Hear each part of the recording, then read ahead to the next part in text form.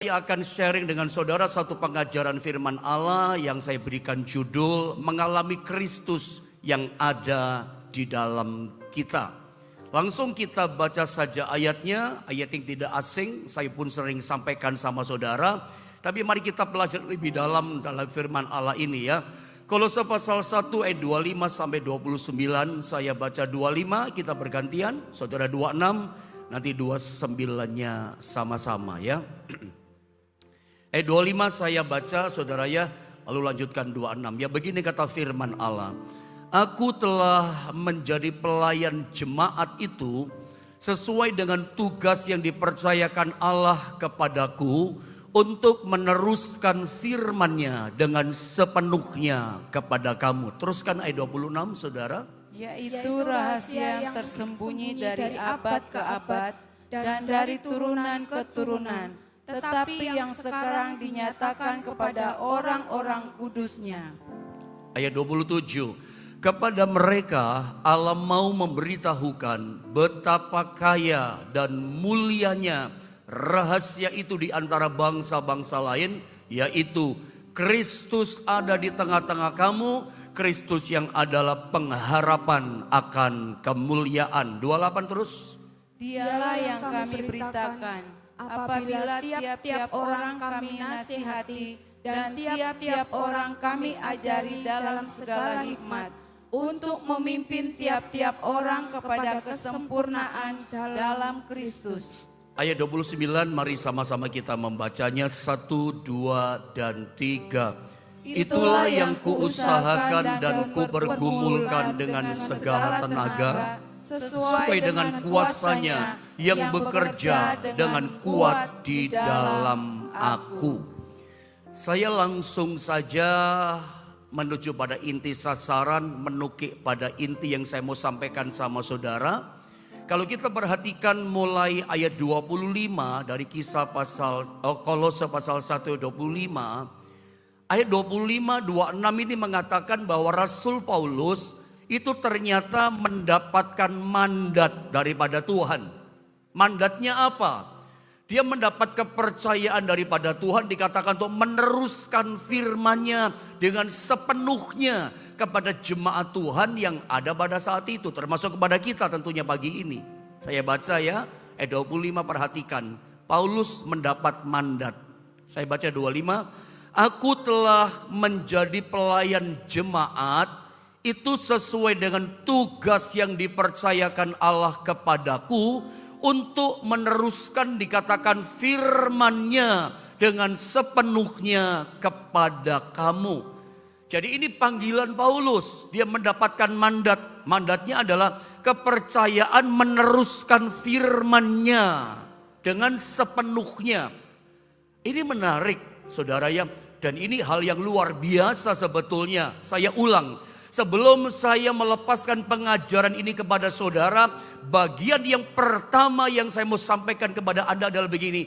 Ini pengajaran firman Allah menurut pribadi saya, yang Tuhan singkapkan rahasia ini kepada saya. Ini pengajaran firman yang sangat-sangat menarik untuk kita pelajari. Kenapa menarik? Ada satu pelajaran dari seorang hamba Tuhan yang bernama Paulus. Dia mendapatkan mandat dari Tuhan. Mandatnya adalah kepercayaan meneruskan firman-Nya secara sepenuhnya. Gak boleh dikurangi. Itu bobot firman.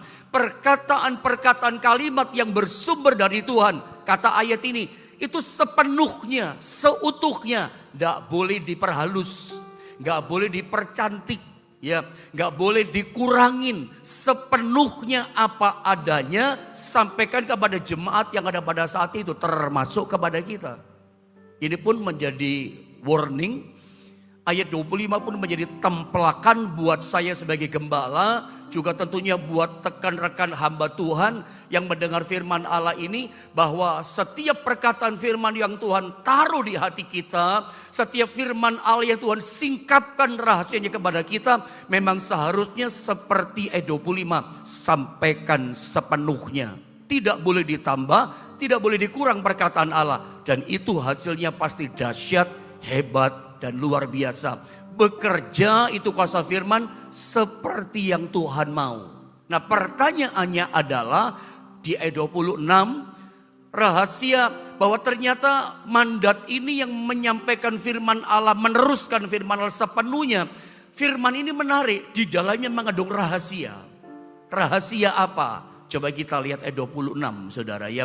Yaitu rahasia yang tersembunyi dikatakan dari abad ke abad dan dari turunan ke turunan. Tetapi yang sekarang ini dinyatakan kepada orang-orang kudusnya. Ini menarik loh, sangat menarik. Bahwa ternyata Paulus dikasih mandat kepercayaan oleh Tuhan meneruskan firman-Nya kepada jemaatnya. Dan ternyata firman yang dikasih mandat mengandung rahasia. Dan ternyata ayat 26 katakan rahasia ini tadinya tertutup rapat beratus-ratus tahun lamanya. Rahasia ini tidak ada seorang pun yang tahu. Rahasia ini tertutup dari turunan ke turunan. Gak ada yang ngerti turunan manusia. Rahasia apa? Kata firman Allah yang kemudian dibukakan kepada Paulus. Dan Tuhan katakan, aku kasih mandat ini. Teruskan rahasia firman Allah ini sepenuhnya kepada jemaat Tuhan. Pertanyaannya, rahasia apa yang tertutup dari generasi ke generasi? Rahasia apa yang tertutup dari turunan ke turunan beratus-ratus tahun. Tidak ada orang yang mengerti. Nabi gak ngerti, rasul yang lain gak ngerti. Generasi orang percaya gak ada yang tahu. Tertutup, termeterai, tidak ada yang mengerti. Rahasia apa? Ayat 27 memberitahu kepada kita. Rahasia itu adalah ini, ayat 27 ya. Kepada mereka dikatakan Allah mau memberitahukan, dibuka rahasianya. Ini rahasianya, betapa kaya dan mulianya rahasia itu. Apa rahasianya? Di antara bangsa-bangsa lain yaitu ini rahasianya. Kristus ada di tengah-tengah kamu. Ini rahasia yang tertutup, tidak ada orang tahu. Beratus-ratus tahun lamanya Nabi pun tidak tahu. Orang perjanjian lama, nabi-nabi yang hebat, yang dahsyat, yang luar biasa, yang diurapi Tuhan masa perjanjian lama, gak ngerti rahasia ini. Tertutup, rapat. Sampai masuk pada masa perjanjian baru gak ada yang ngerti. Sampai murid-murid Yesus yang lain gak mengerti. Mandat ini dipercayakan pada Rasul Paulus. Rahasia apa? Kristus ada di tengah-tengah kamu. Yang menarik, kalau kita bandingkan dalam terjemahan Alkitab versi bahasa Inggris New King James Version, kata Kristus ada di tengah-tengah kamu, ternyata kalimatnya bukan seperti itu. Dalam terjemahan New King James Version itu disalin dengan kata Christ in you. Kristus ada di dalam kamu. Berbeda terjemahan. Tapi terjemahan bahasa Inggris lebih mendekati terjemahan bahasa Yunani aslinya. Bahwa rahasia yang tertutup beratus-ratus tahun, yang rahasia termeterai, tidak ada orang mengerti. Kemudian oleh Rasul ini dipercayakan, disingkapkan. Rahasianya adalah Kristus itu ada di dalam kamu. Dan Kristus yang ada di dalam kamu, Christ in you, itu dikatakan adalah pengharapan akan kemuliaan. Saudara, dan ternyata lebih menarik lagi, kalau kita turun di ayat yang ke-28, ini ada sesuatu yang menarik. Terutama buat saya sebagai seorang gembala, juga buat teman-teman hamba Tuhan yang lain, juga tentu menarik buat Anda sebagai jemaat. 28 menerangkan sesuatu yang luar biasa. Rahasia itu sesuatu yang luar biasa. Apa yang Paulus kerjakan ketika dia mengerti, dibukakan rahasia itu. Kristus bukan sekedar ada di tengah-tengah kita.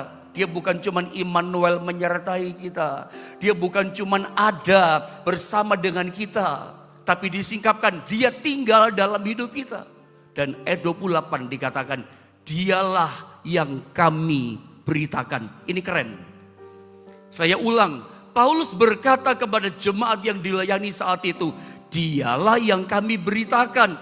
Dia di sini siapa? Apakah dia di sini maksudnya adalah Yesus? Kalau kita baca kalimat ayat ini, saya selesaikan.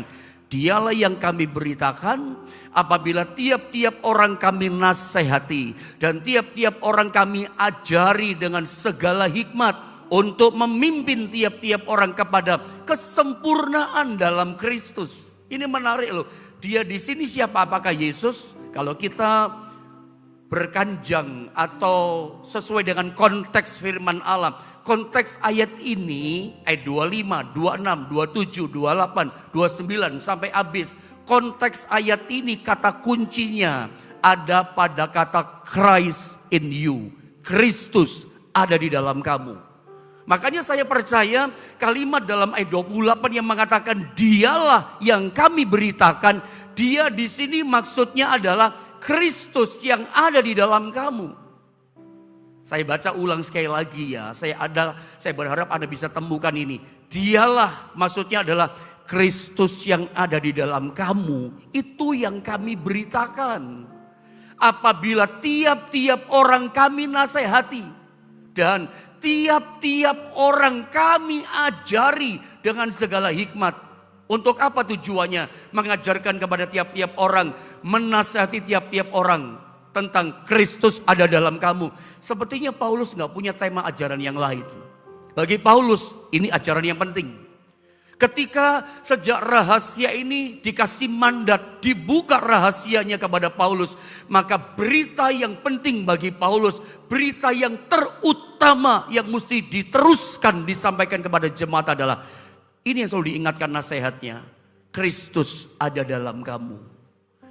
Ayat ini sebetulnya jujur saja mengoreksi saya sebagai gembala yang menggembalakan jemaat.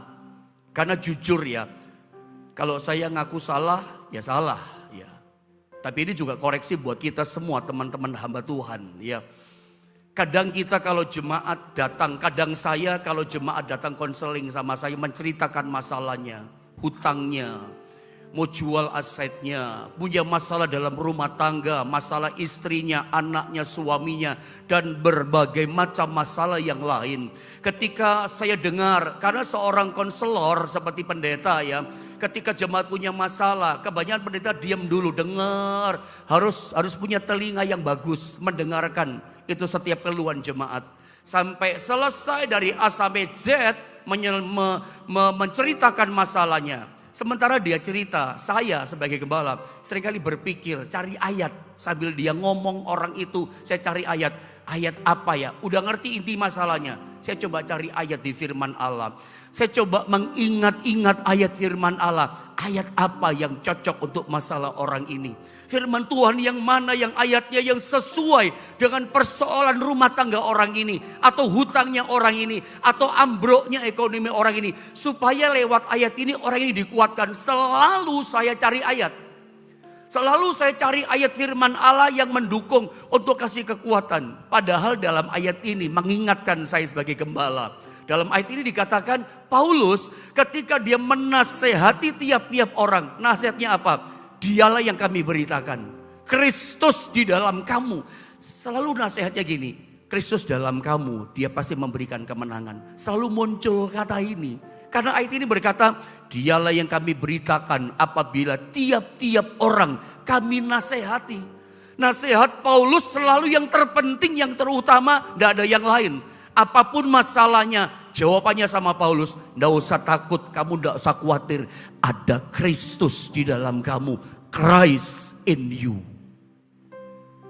Ada dapat sesuatu nggak di sini? Kenapa kadang-kala kita lemah? Karena kita nggak menyadari, kita tidak menghidupi rahasia pengajaran firman Allah ini. Kita tidak hidup dalam pewahyuan firman Allah ini. Kita cuma sebatas mengerti. Kita cuma sebatas, saya tahu kok itu Pak, saya sering baca itu ayat kok Pak. Kristus ada dalam saya, Christ in me saya tahu kok Pak. Tapi pertanyaan saya kepada Anda, apakah Anda menghidupi pewahyuan firman Allah ini atau tidak? Kalau Anda berontak hadapi masalah, Anda ketakutan, Anda cemas, Anda frustasi, Anda putus asa. Saya berani katakan, berarti itu Anda tidak menghidupi pewahyuan firman Allah ini. Kalau Anda menghidupi pewahyuan ini dan mengerti dan sangat menyadari Kristus ada dalam kita, saya percaya tidak ada takut. Saya percaya tidak ada berontak. Saya percaya tidak ada yang namanya Anda frustasi hadapi masalah. Karena kita percaya Kristus yang tinggal dalam diri kita kuasanya tak terbatas. Dia sanggup membela dan menolong setiap kita. kesadaran akan Kristus dalam kita, itu akan membawa kita mengalami terobosan. Kesadaran Kristus dalam diri kita itu akan membuat kita punya cara pandang yang baru dalam menghadapi masalah, dalam menghadapi kehidupan di dunia ini. Cara kita ibadah pun beda. Kalau Anda menyadari, saya ulang ini kata buat Anda semua, juga buat saya. Ketika kita benar-benar menyadari kesadaran Kristus tinggal ada dalam hidup kita, wah, itu membuat cara hidup kita berbeda loh. Nggak sembarangan kita bawa langkah kaki kita. Nggak sembarangan mulut kita nyerocos ngomong. Nggak sembarangan kita berbuat sesuatu. Karena kita sadar dan menyadari ada Kristus yang tinggal dalam hidup kita. Apa Anda berani coba tipu sama orang? Apa Anda coba berani mulut kita fitnah sama orang ketika kita menyadari ada Kristus dalam diri kita? Anda akan berpikir 1000 kali satu berpikir mau buat yang jahat. Anda mau bikin dosa, tapi ketika menyadari ada Kristus dalam diri kita, dosa itu akan berhenti. Anda akan urung, Anda akan tidak jadi buat dosa. Makanya saya yakin hidup dalam kekudusan, hidup dalam kebenaran, hidup dalam ketaatan, itu adalah sesuatu yang sangat-sangat mungkin. Kenapa? Karena kesadaran ada Kristus tinggal dalam hidup kita. Kalau Anda berkata, mana bisa Pak Pendeta, zaman gini hidup bisa kudus. Mana bisa Pak Pendeta, zaman gini kita hidup benar. Hidup benar, hidup kudus adalah bukan sesuatu yang mustahil. Adalah sesuatu yang sangat-sangat mungkin. Kapan? Ketika kita menyadari, sadar betul hidup dalam pewahyuan ini bahwa Kristus ada dalam hidup kita. Selesai. Saya berharap Anda bisa menangkap firman Allah ini. Sebab itu Paulus ketika dia menasehati tiap-tiap orang, mengajar tiap-tiap orang, selalu berita utamanya adalah, "Gak usah takut kamu.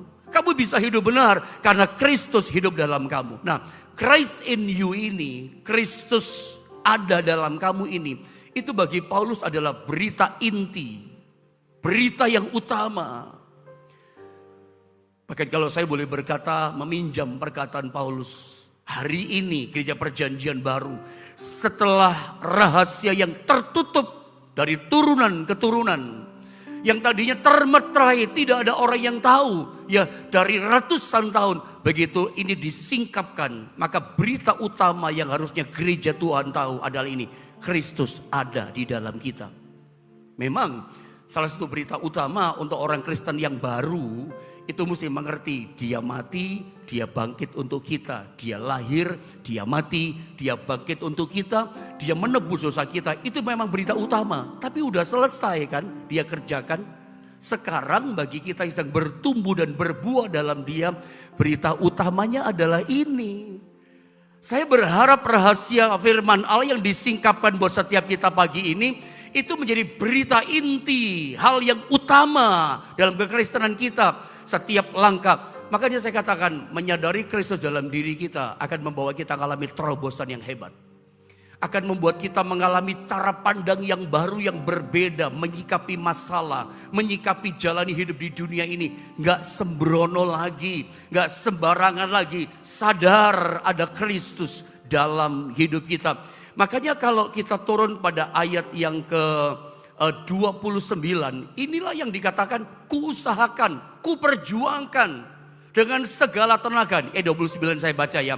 Itulah yang kuusahakan dan kupergumulkan dengan segala tenaga, sesuai dengan kuasanya yang bekerja dengan kuat di dalam aku. Berita utama ini, berita penting ini, Paulus katakan itu selalu diupayakan dengan sekuat tenaga. Apapun halangannya, apapun tantangannya, dia sudah pernah dirajam batu sama orang, tidak kapok dia.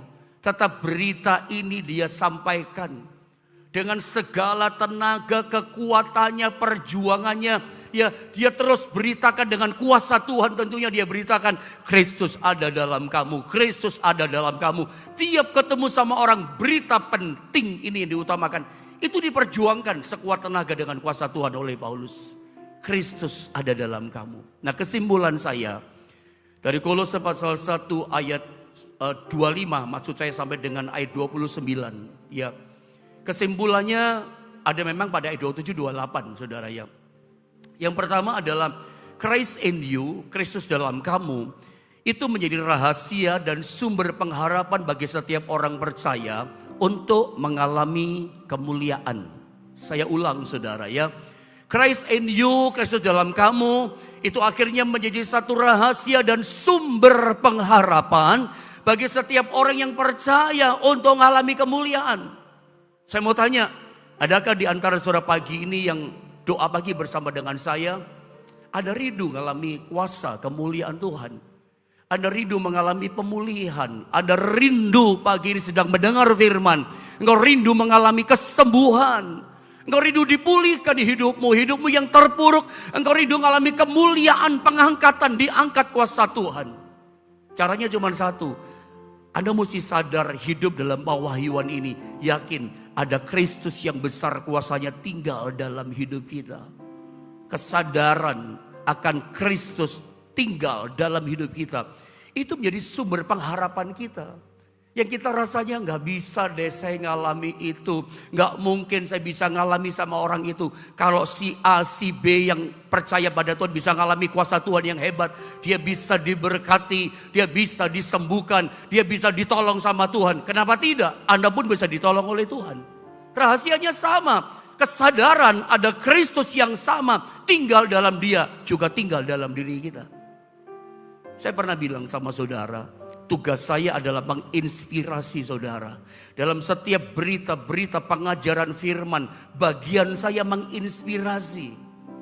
Anda tidak bisa terus bergantung sama hamba Tuhan. Hamba Tuhan tempat tinggalnya berbeda dengan saudara. Anda mesti bergantung pada Kristus yang tinggal dalam hidup saudara. Saya pernah berkata adalah saya merasa gagal gitu ya.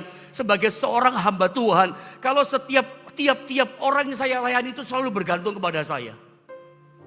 Ya, kita sekali-sekali bolehlah datang minta doa sama pendeta. Itu bagian tugasnya pendeta. Tugas gembala mendoakan jemaat. Tapi bagi saya gembala seperti saya kan gagal.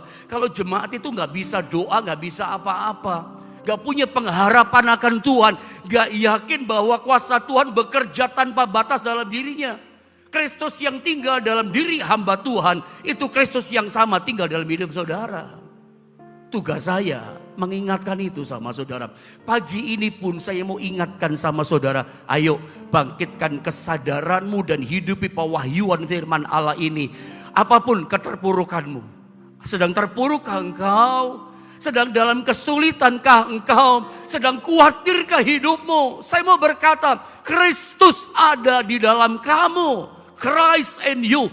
Kristus yang sama tinggal di dalam saya. Kristus yang sama hidup di dalam kamu sekalian, kata firman. Engkau kalau rindu mengalami kemuliaan, ya pengharapan kita sumbernya Kristus yang di dalam diri kita. Jadi kesimpulan saya yang pertama ini.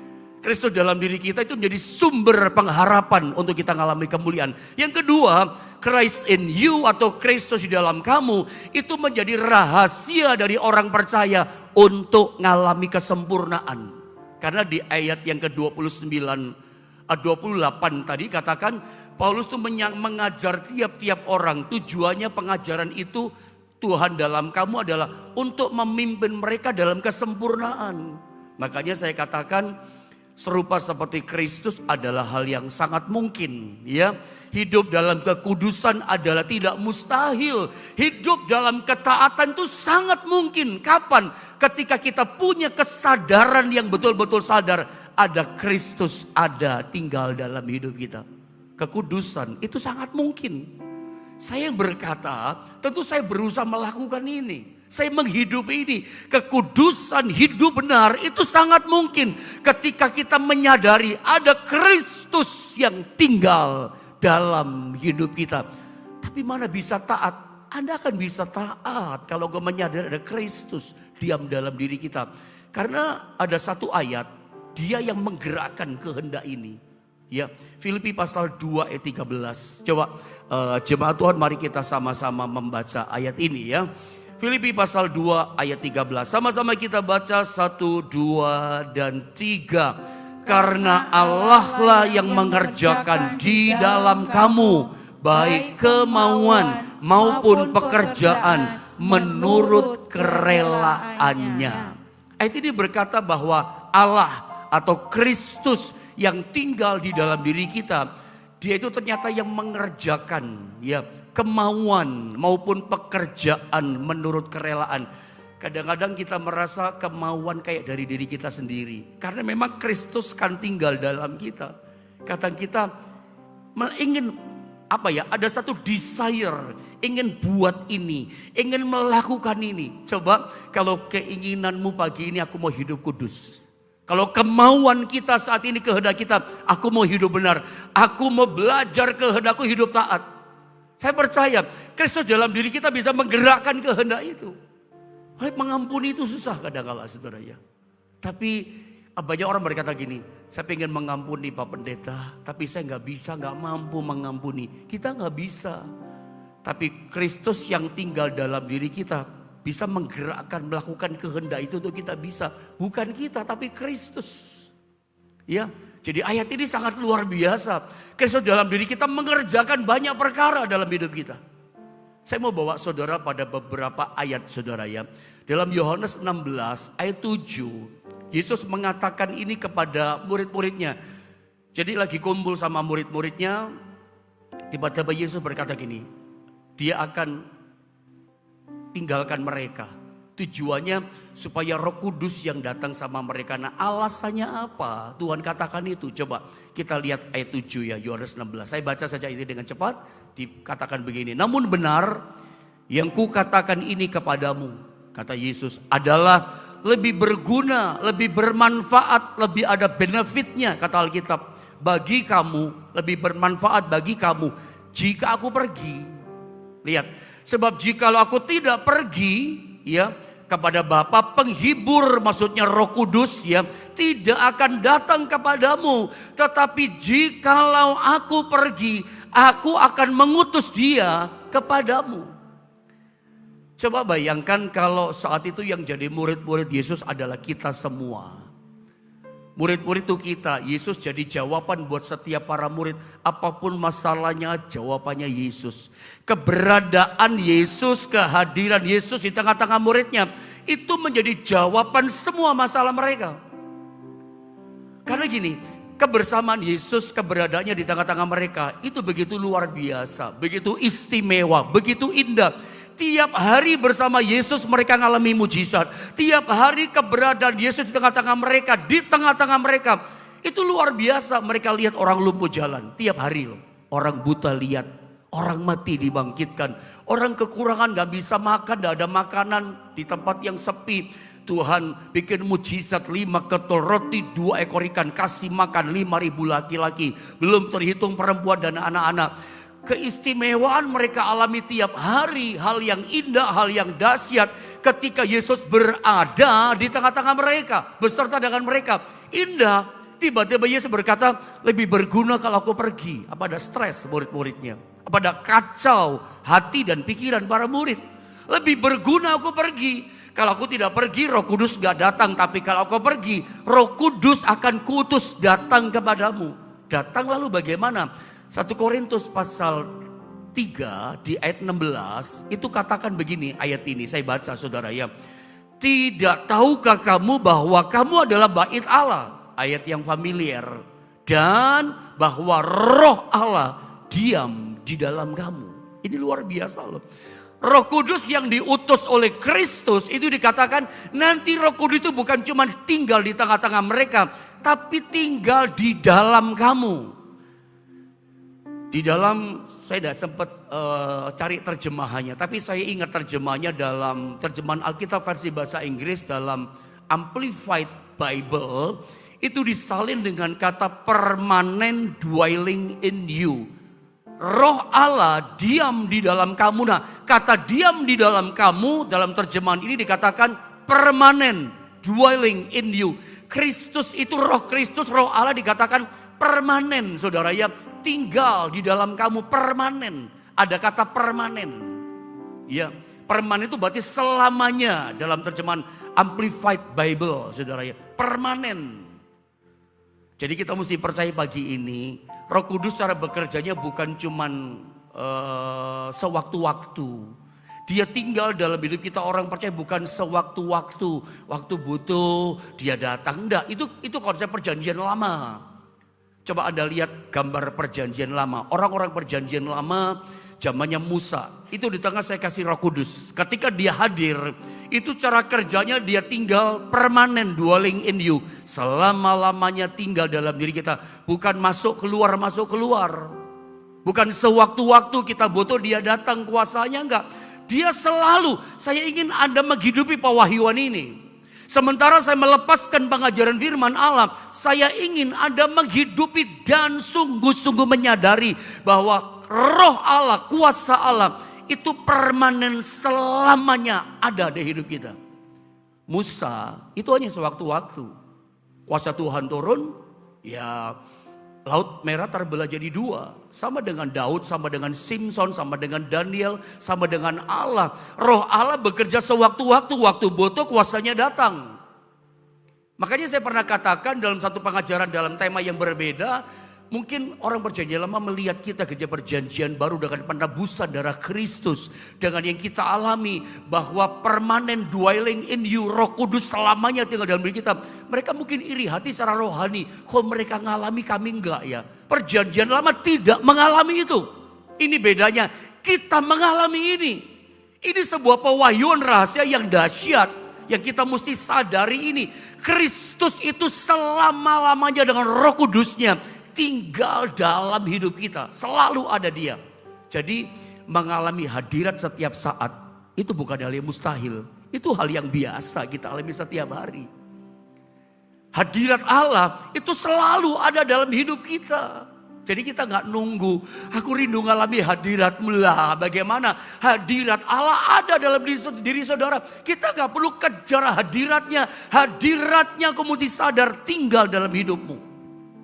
Harusnya ya, kalau hadirat Allah tinggal dalam hidup kita selamanya, harusnya kita mengalami terobosan, harusnya hidup kita dahsyat, harusnya ada pertolongan, harusnya ada mujizat, harusnya hidup kita nggak gini-gini aja. Saya rindu pagi ini sekarang juga Anda mengalami terobosan yang dahsyat, Anda mengalami mujizat yang dahsyat karena menghidupi dan menyadari rahasia ini. Kristus tinggal selamanya, hadiratnya dalam hidup kita. Anda bandingkan dengan cerita ini pada waktu saya masa kecil suka lihat orang. Kalau di daerah namanya kuda lumping. Di desa saya namanya jarandor. Ada seorang dukun tumpang tangan sama seseorang. Tahu-tahu terlempar jatuh kejang-kejang. Begitu bangkit matanya berubah. Dia makan beling kayak makan kerupuk. Dia makan silet kayak makan kue. Itu api disemburkan dari mulutnya. Bisa tahan, tidak nyonyot. Itu namanya bibirnya, mulutnya.